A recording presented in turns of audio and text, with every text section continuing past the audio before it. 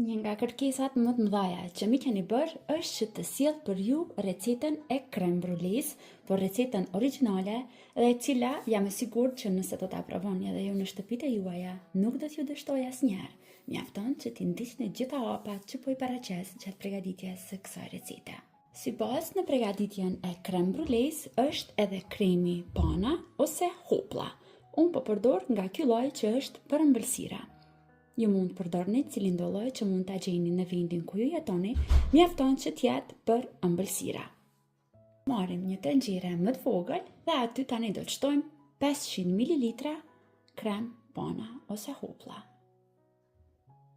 Për një crème brûlée sa më të shijshme dhe me aromë më të këndshme, do të shtojmë ekstrakt të vaniljes. Nëse nuk keni ekstrakt vanilje, mund ta zëvendësoni edhe me vanilë sheqer. Përzjejmë mirë që vanilja të bëhet bashkë me kremin pana dhe vazhdojmë tani në zjarr mesatar. Do ta nxehim kremin pana, por jo që ta vlojmë. Duhet të bëjmë kujdes.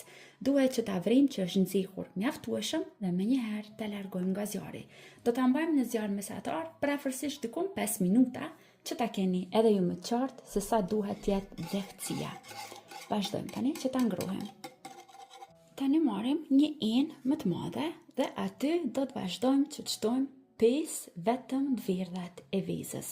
Të bardhat i largoni anësh, në recetë na duhen vetëm dverdhat. Tani tek vezët do të shtojmë 100 gram sheqer.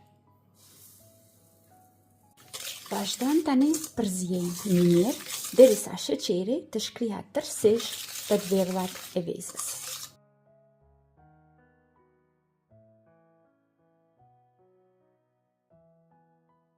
Kremi pana është nxehur mjaftueshëm, pra mund ta vrini që ka filluar edhe të trashet dhe nuk është duke vluar.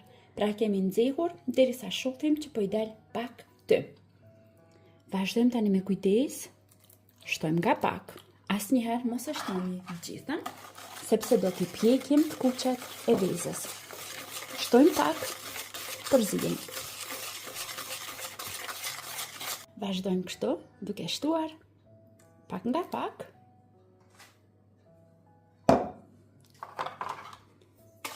Dhe duke përzier. Vazhdojmë tani që të marrim disa pjata të keramikës. Unë i kam zgjedhur të përdor kështu më të vogla për t'i bërë më të përshtatshme për crème brûlée dhe i rendisim në një tepsi. Për ta bërë më të lehtë mbushjen, masën e transferova kështu në një enë më të vogël dhe vazhdojmë i mbushim pjatat deri lart. Në pak i largojmë pjatat anësh që mos na bie ujë brenda dhe shtojmë në tepsi ujë të vluar dhe sigurohemi që do ta mbushim tepsin deri në gjysmë të pjatave. Dhe tani vazhdojmë që tepsin ta fusim në furrë. Fura është e parangrohur në 220 gradë, e vendosim në mes të furrës dhe lejojmë aty që të zihet crème brûlée diku afërsisht 20 deri në 25 minuta. Nuk duhet të presim që të skuqen sipër, sikur bëjmë tek kajmakçina, pra duhet vetëm të formohen këto si ballona të vegjël sipër. Dhe pas dikun 25 minutave në furrë, crème brûlée e kemi gati. Pra duhet të duket kështu, sipër duhet të jetë mbuluar me këto fluskat. Tani gjithçka që duhet bëjmë është që të lejojmë që crème brûlée të ftofet. Do ta vendosim në frigorifer dhe do të lejojmë që të shtrëngohen më së paku për 4 orë.